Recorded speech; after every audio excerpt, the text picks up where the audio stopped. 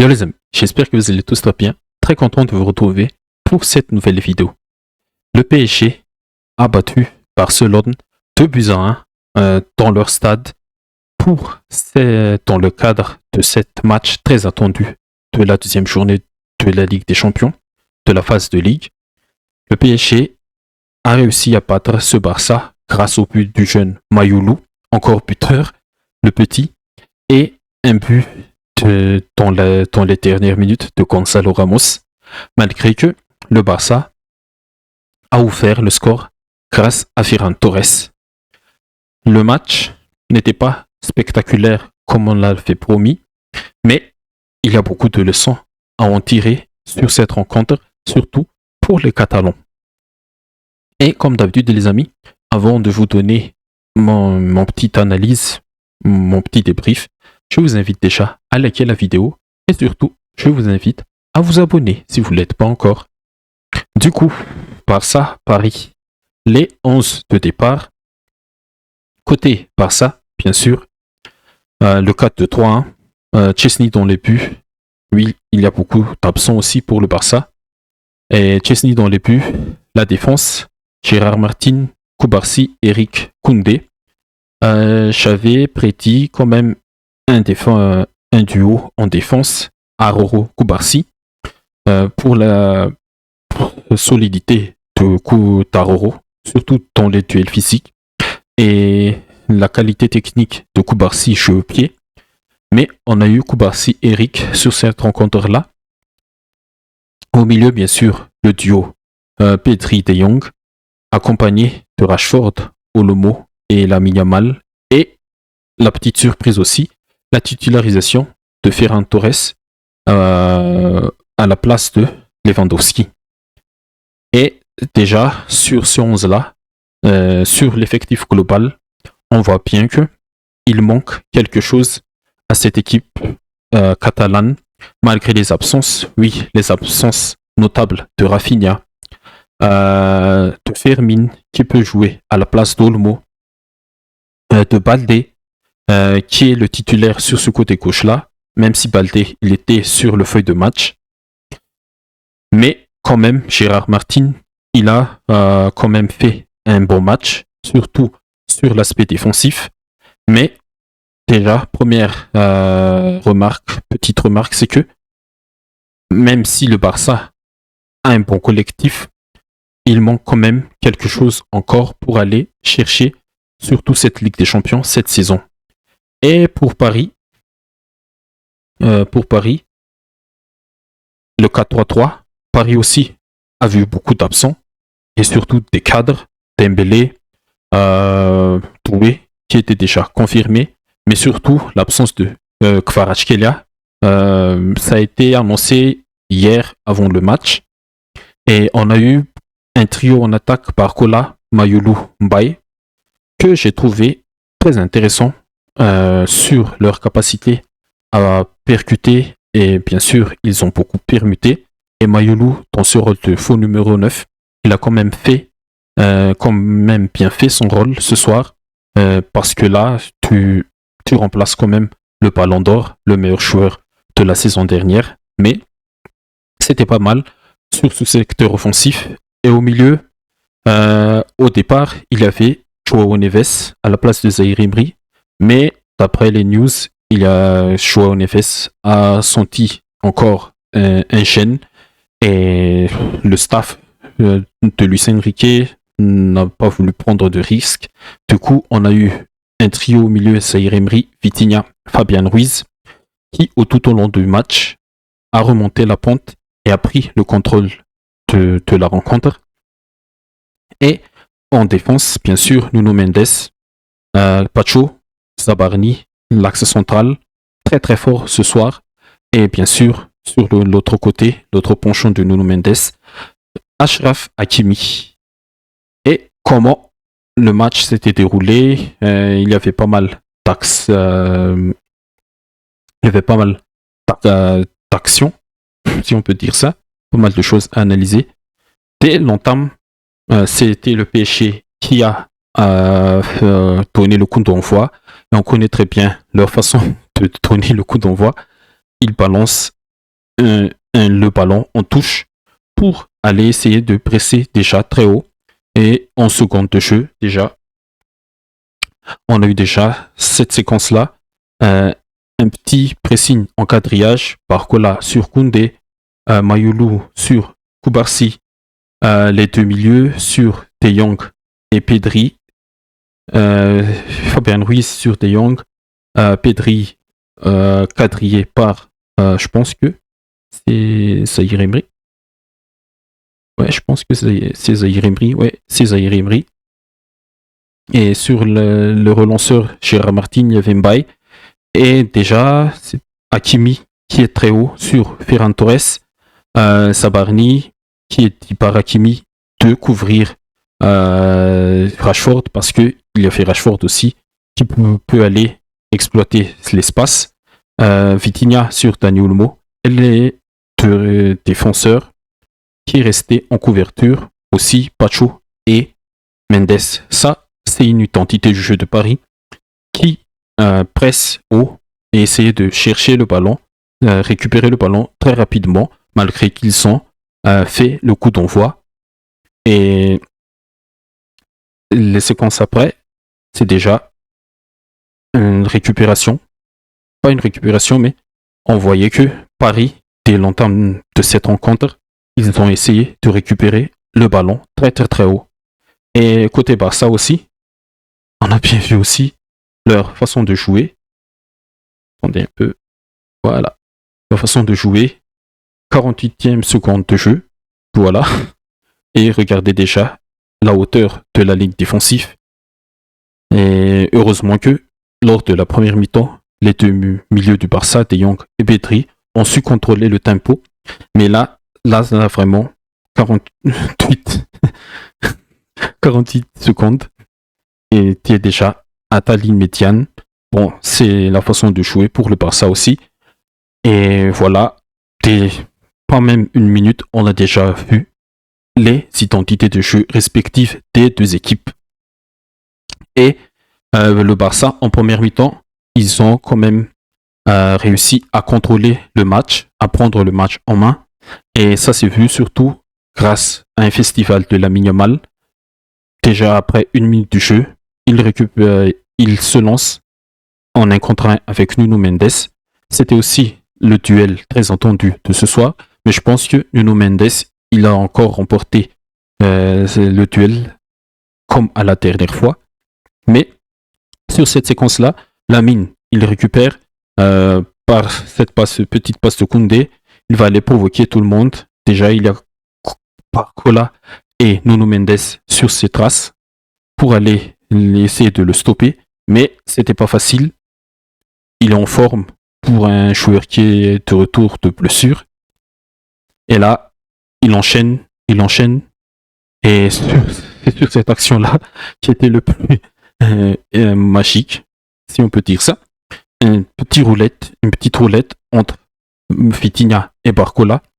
Et Nuno Mendes qui est resté en couverture, il s'est fait mancher quand même sur cette première accélération de la Yamal. Et la passe, vraiment, l'appel de Ferran Torres aussi, elle est tranchante entre les deux défenseurs. Pacho ne peut pas voir Torres, ne peut pas voir l'appel de Ferran. Heureusement que Sabarni veillait très bien sur cette passe-là, sur cet appel-là.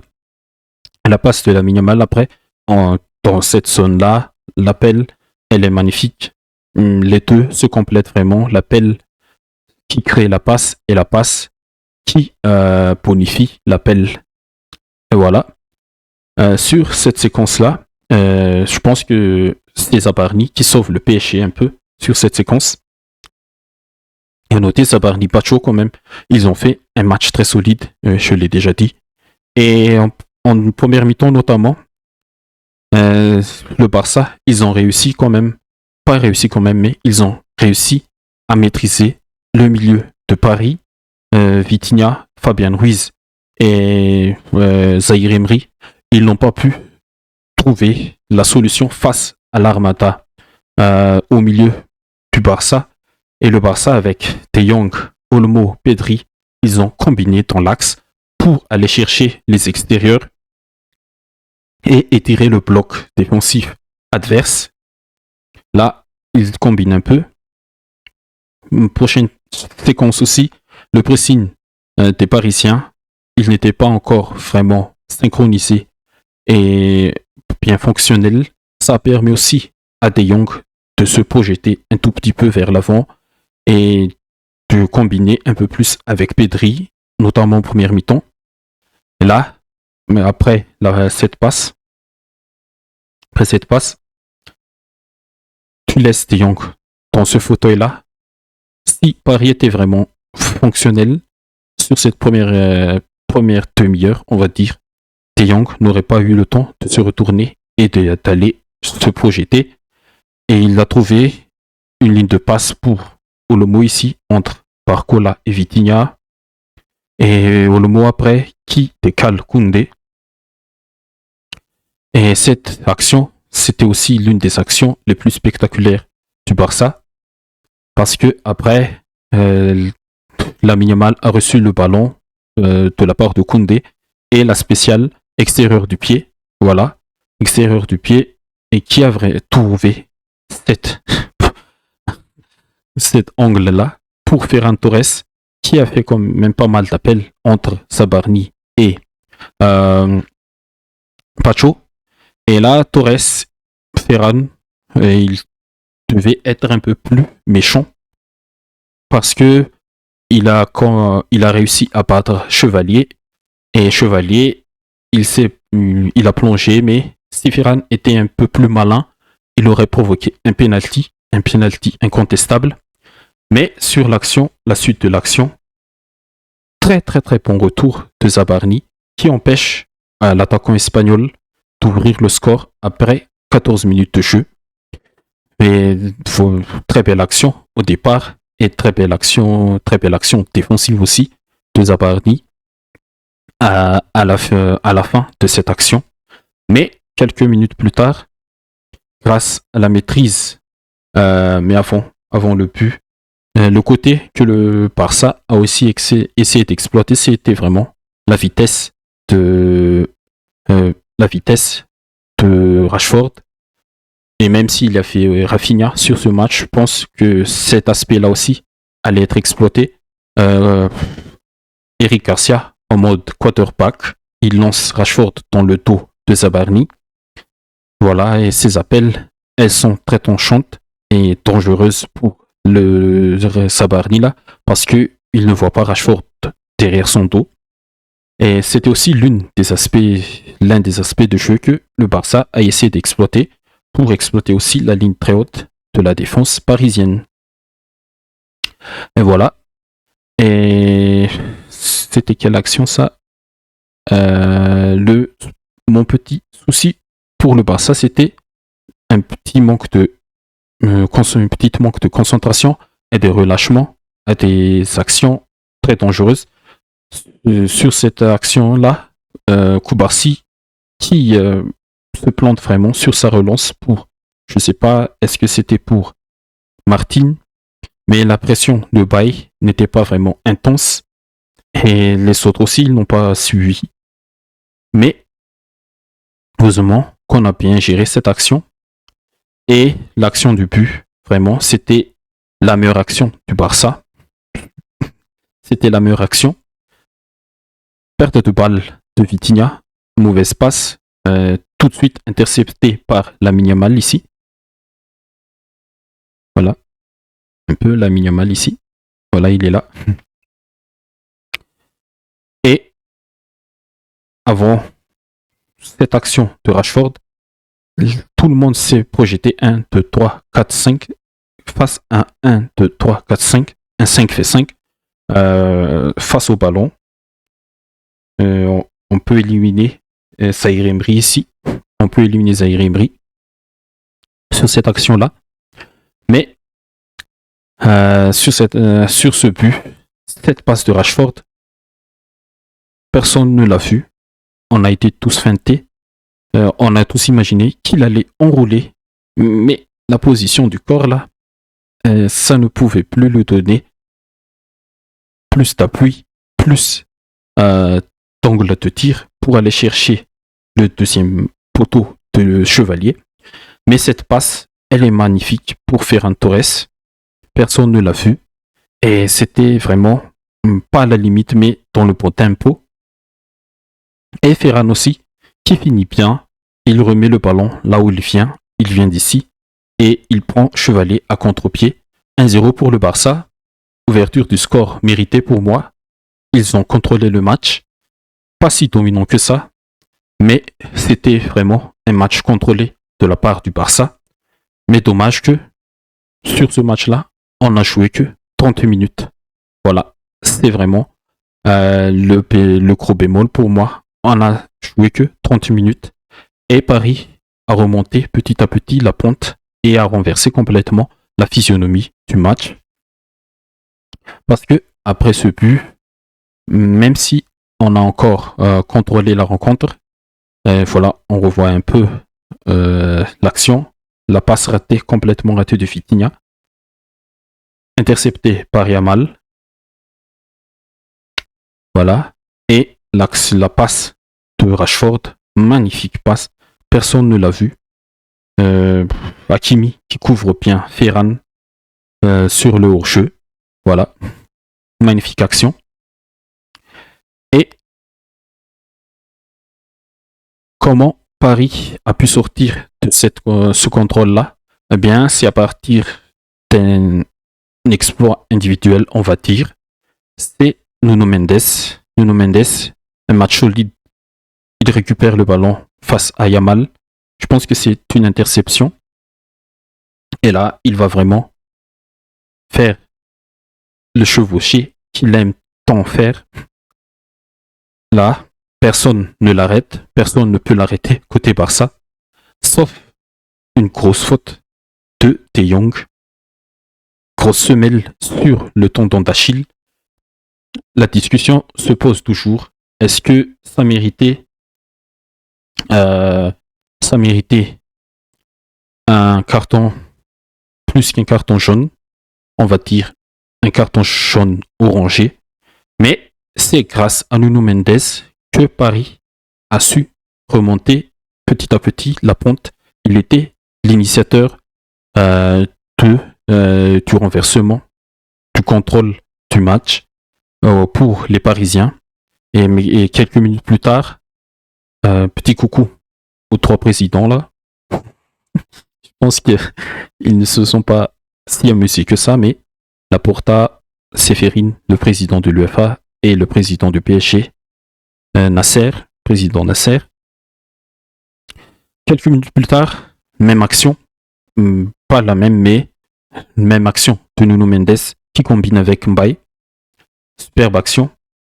Et il transperce toute la défense, toute la ligne, le bloc du Barça. Ça, c'est la spéciale Mendes. Il est rapide, il est puissant. Et regardez l'attitude de De Jong qui a déjà pris un carton jaune.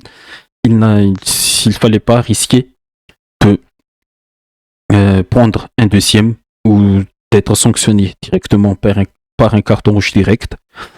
Mais ça aussi, c'est un désavantage quand tu es milieu défensif, surtout dans ce double pivot-là. Ça ne te permet pas de bien défendre, de faire encore quelques petites malices, mais Mendes qui continue sa course et qui délivre une passe magnifique pour le jeune Mayoulou. Mais à noter aussi l'intervention manquée, très ratée de Koubarsi. Attention Koubarsi, ce début de saison, il n'est pas au top de sa forme. Est-ce que l'association avec Garcia, avec Aroro, mais aussi Christensen, est-ce qu'il a déjà joué avec Christensen? Il manque encore beaucoup de repères, mais Koubarsi, son début de saison n'est pas au top du niveau qu'il a montré la saison dernière. Et Mayoulou qui profite bien de ce raté-là et qui finit bien aussi, qui fixe bien Chesney et il le prend même à contre-pied. Chesney, il plonge de ce côté-là et la balle, il va de l'autre côté. Magnifique but de Paris initié par cet homme, Nuno Mendes, l'homme du match, peut-être pour moi, côté Paris. Et voilà comment Paris a réussi à reprendre la main. Et à partir de ce moment-là, ils sont montés en puissance collectivement, comme ils aiment le faire. Et à partir de ce moment-là, le Barça n'arrivait plus à sortir proprement le ballon. Là, sur cette séquence, remise de Koundé pour Chesney. Et Chesney, on connaît aussi sa qualité de jeu. C'est pas Juan Garcia. Et là, on remet à Koubarsi, qui vient de commettre une petite erreur. Et le pressing est devenu constante côté parisien. Barcola qui saute tout de suite sur le défenseur du Barça. Et il envoie un ballon difficile à négocier pour Gérard Martin. Et récupération, c'était Hakimi très haut. Et cette position-là, on va le revoir et le revoir tout au long de la deuxième mi-temps. Et en parlant de la deuxième mi-temps, hop, voilà, et aussi le PSG aussi a essayé d'exploiter au maximum cet espace-là. Là déjà, l'alignement n'est pas bon pour la défense qui aime jouer au piège de hors-jeu. Et là, ce ballon de qui déjà? Mais c'était un ballon de Pacho pour Barcola. Gérard Martin, il s'est fait prendre. Barcola qui met un contrôle orienté pour continuer sa course vers le but. Heureusement qu'il rate un peu sa frappe du pied gauche parce que c'était vraiment une occasion de 2-1 et 2-1 avant la mi-temps. Le Paris qui renverse complètement ce match-là avant la mi-temps, ce sera été un drame total, une catastrophe parce que quand même en première mi-temps, le Barça à 57% de la possession de balle s'est procuré les meilleures occasions, 7 tirs dans 0,80, presque 0,90 d'XG. Et si Paris aurait pris l'avantage avant la mi-temps, là, c'était vraiment contre le cours du jeu. Mais comme c'est Paris, comme c'est la meilleure équipe du monde, ils n'abandonnent jamais. C'est ça aussi l'état d'esprit que Luis Enrique a réussi à inculquer dans cette équipe-là. En deuxième mi-temps, le Barça n'arrivait plus. Le quadrillage se fait encore. Là, regardez Fabien Ruiz qui est très haut sur De Jong, Zaïre Emery sur Pedri, Hakimi qui va aller chercher Gérard Martin ici, qui attend Gérard Martin, Mayoulou qui essaie de fermer la passe en direction d'Eric Garcia et qui va aussi faire la course pour aller déborder la relance de Chesney. Et ça a fonctionné. Sabardi dans les duels face à Rashford, il a été solide, il récupère le ballon très haut, pas très haut mais ça dépasse pas la défense parisienne. Et quand Hakimi est très haut dans la moitié de terrain adverse, tu peux aller attaquer rapidement. Et voilà, Hakimi qui récupère sur la tête de Zabarni. Et la deuxième chose aussi, pour Paris, quand ils sont montés en puissance, c'est qu'ils ont réussi à stopper la liaison, interdire la liaison entre De Jong et Pedri. Là, Zaïre Emery qui ferme un peu la passe, l'accès à la passe pour Pedri sur De Jong là, et qui essaie aussi, avec sa course, de presser à deux. Mayoulou aussi sur De Jong. Et voilà, sans De Jong et Pedri, ton moteur, tu ne peux rien faire. Et Olmo aussi, il a été très décevant ce soir. Je sais pas comment qualifié son match, mais il n'a pas été du tout impactant. Il n'a pas permis à Pedri et à De Jong d'être plus libérés dans le jeu. Voilà. Et regardez la ligne du PSG. Hakimi qui est très haut. Et quand Hakimi est très haut comme ça, en phase défensive, bien sûr, il y a les trois qui restent en couverture pour ne pas s'exposer complètement. Et sur cette séquence-là, encore, c'est Paris qui a récupéré le ballon. Et aussi, défensivement, le Barça, pas défensivement, mais physiquement, le Barça, ils étaient au-dessous des Parisiens. Et là, Koundé, il s'est fait manger complètement par Mbaye, en vitesse pure, en débordement pur. Et je ne sais pas quoi dire. Koundé, notre latéral solide, il s'est fait manger par le jeune Mbaye. Et aussi que sur c'était à la combien 51e minute du jeu. Heureusement que Garcia aussi, comme Gérard Martin, en phase défensive, ils ont fait leur job. Et le pressing du Barça en deuxième mi-temps n'a pas du tout marché. Et ça a permis aux Parisiens, regardez, l'attitude, elle est vraiment différente des Parisiens. On est en retard. Ferran Torres en retard et qui ne ferme pas l'accès à la passe à Pacho. Pedri en retard sur Fabian Ruiz. De Jong sur Vitinha. Yamal en retard sur Pacho. Et il y a aussi de la liberté pour Nuno Mendes. Et c'est Nuno Mendes qui est trouvé par Chevalier. Et on connaît aussi la qualité de pied de Chevalier.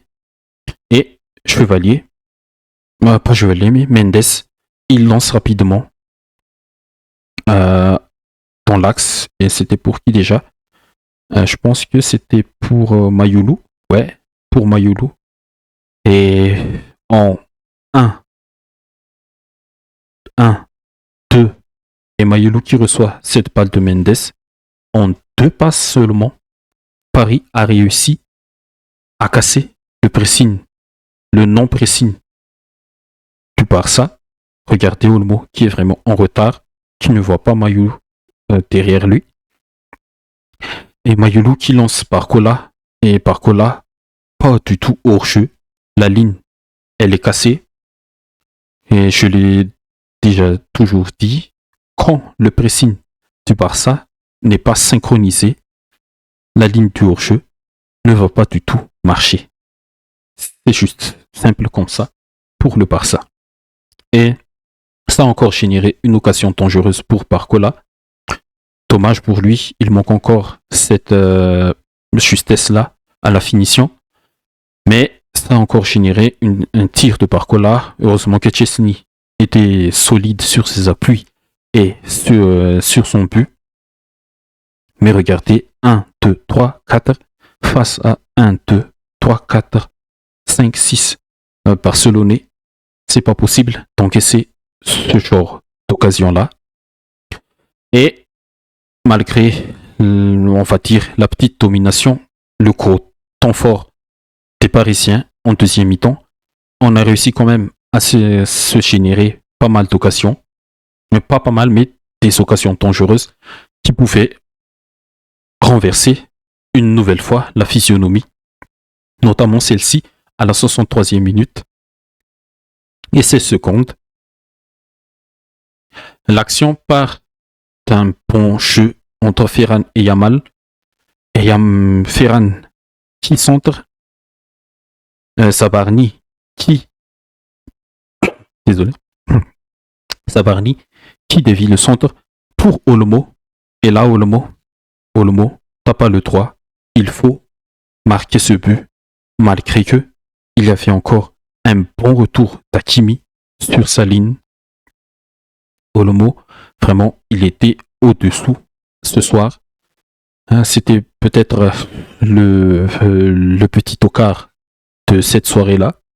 Olmo, c'était sa chance de vraiment racheté la totalité de son match parce que il a été complètement invisible tout au long de cette rencontre. Et dommage pour le Barça, c'était l'occasion sur celle-ci de reprendre l'avantage, mais la chance est passée. Le Paris a continué de presser et de récupérer les ballons très haut. Et là aussi, il y avait la rentrée de Bernal à la place de Pedri. Et comme Pedri n'est pas là, l'équipe n'existe pas. Même Pedri était là, mais l'équipe n'a pas existé. Donc il faudra trouver d'autres solutions à ces points-là. Là, il y a fait une mauvaise compréhension entre Bernal et Lewandowski. Bernal, on ne va pas lui sauter encore dessus, mais récupération du jeune Parisien. C'était qui déjà? On va voir un peu ici. Le jeune Parisien qui était rentré. Quentin Djantou. Ouais, je l'ai déjà vu jouer un peu lors du dernier match. Mais Quentin Djantou aussi. Sur cette action, il récupère bien le ballon très haut. Et là, tu as déjà 1, 2, 3, 4 Parisiens que tu peux aller chercher et attaquer rapidement. Et il y avait Kangin, une belle rentrée aussi de Kangin. Et il est important sur le dernier but. Mais là, les gars, il va falloir remonter un peu les pantalons et être plus sérieux parce que même si il est dans la surface, t'es 1, 2, 3, 4, 5 face à 3 Parisiens dans la surface, c'est pas possible. Il y a beaucoup de lacunes défensives dans cette équipe en ce moment. Heureusement que on a vu ça sur ce match-là. Luis Enrique a dit que ce match est important, mais pas encore capital et décisif. Et pour le Barça, je l'ai dit, il y a beaucoup de leçons à en tirer. Mais sur cette action, Kangin, il ouvre bien son pied, il enroule. Heureusement, le poteau a sauvé Chesney, mais c'était le dernier signal, le dernier avertissement. Voilà, le poteau de Kangin. 89e minute. Là encore, le pressing, ça n'a pas marché.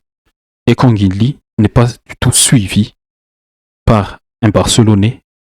Il a le temps de dézoner complètement ici et de récupérer ce ballon-là. Et dès l'instant où il récupère, il remet à Vitinha. Et tu peux pas laisser aussi l'un des meilleurs, pas l'un mais le meilleur 6 de la saison dernière dans ce genre de situation-là, dans ce genre d'action-là. Tu peux pas laisser Vitinha comme ça. Il y a 1, 2, 3, 4. Il va aller chercher Vitinha parce que Vitinha, malgré la passe ratée en première mi-temps sur le but du Barça, là, il trouve Hakimi ici, enfin, des grands là, et Hakimi à la limite du hors-jeu. La ligne n'est pas du tout alignée, pas à la limite, mais il n'est pas hors-jeu. Hakimi est trouvé, et on connaît bien la qualité offensive d'Hakimi. Il se projette, il temporise, et il lance bien. Aussi, Gonzalo Ramos, le joker de luxe de Luis Enrique. Gonzalo Ramos, pas hors-jeu parce que il est derrière le ballon au moment de la passe d'Hakimi. Et superbe finition, une finition de numéro 9 qui prend Chesney aussi encore à contre-pied. Et voilà comment le PSG a battu le Barça.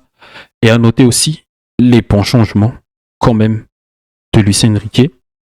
Nuno Mendes qui a pris un carton jaune et qui aurait dû prendre un deuxième, mais l'arbitre a été clément. Il a quand même pris un risque, Luis Enrique, mais le risque, il a payé. Il n'a pas remplacé Nuno Mendes, il a envoyé Lucas Hernandez à la place de qui déjà? À la place de Mbaye. Et c'était Nuno Mendes, l'ailier gauche, et Lucas Hernandez, le latéral gauche. Et le coaching gagnant aussi avec Gonzalo Ramos, Kang In-lee, Quentin Jantou. Voilà. Et le coaching gagnant de Luis Enrique. Côté Barça, Alejandro Balde est de retour, ça fait du bien. Mais on manque quand même de profondeur en qualité. Et on espère rapidement les retours de ces 3 joueurs-là. Même si ce ne sera pas encore dans les prochains jours. Juan Garcia. Blessure au ménisque début novembre. Fermin fin octobre. Rafinha mi-octobre, je pense, après la trêve. Les deux. Gavi, on va l'attendre à la deuxième partie de la saison. Mais voilà, le collectif a encore pris le dessus. Et c'était le PSG le plus collectif et le plus cohérent ce soir. Et la réaction de Flick, et il m'a fait rire sur ce deuxième but. Mais c'était normal. Mais quand même, on va un peu voir un peu. Là encore, tu peux pas défendre. C'était encore les mêmes erreurs que face à l'Inter. Tu prends pas encore les leçons. 89e minute. Tu ne presses pas en synchronisation et tu te fais manger par ton propre piège du hors-jeu. Il faut travailler cet aspect-là pour moi aussi pour le Barça. Et voilà. Coaching gagnant, la réaction marrante de Flick, plein de colère. Et le PSG même, dans les temps additionnels, ils sont défendus avec le ballon dans la moitié de terrain du Barça. Et ça montre aussi la force de caractère de cette équipe. Là aussi, regardez, 92-52. On essaie encore de presser en synchronisation. Le Barça est complètement dysfonctionnel ce soir. Et victoire très méritée pour le Barça. Luis Enrique a gagné son duel contre Hansi Flick. Le PSG va continuer dans cette lancée-là. Et le Barça, il faudra travailler un peu plus. Parce que cette Ligue des Champions, elle est très importante pour moi.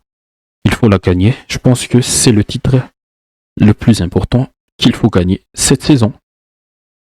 Et voilà, Gonzalo Ramos, le héros du jour. Bravo à lui, joker de luxe comme Ferran. Et voilà pour cette analyse. De ma part, ça fait déjà presque 40 minutes pour un match. pour un match.